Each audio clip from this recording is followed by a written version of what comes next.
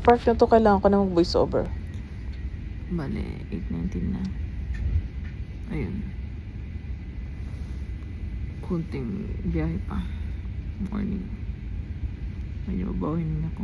Feeling ko na. Inumaga na ako ng biyahe. Sa park na naramdaman ko na rin ng para akong, alam mo yun, ang ganda ng umaga, pero yung mata ko patulog na. Nag-CR muna ako saglit kasi kala ko gaganda ako sa salamin ng CR.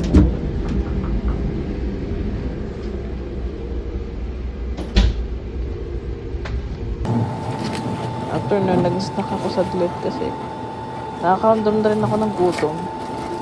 Bilang taong sanay sa kanin sa umaga. Ito, nagtinapay ako.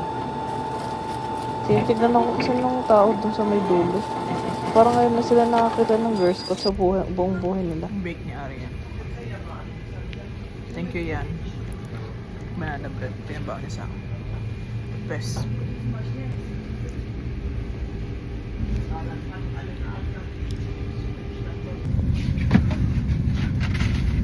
Yung part na yung tanghali na. Bye.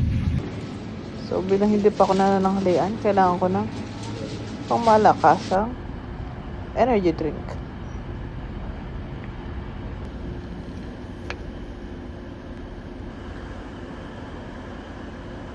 Ramdam ko rin yung lamig sa park na to.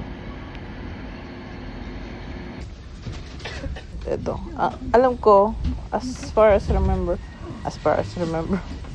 basta naalala ko parang pang-anim ko nang sakay ng train yan. At medyo nakakaramdam na ako na sa Mandaw.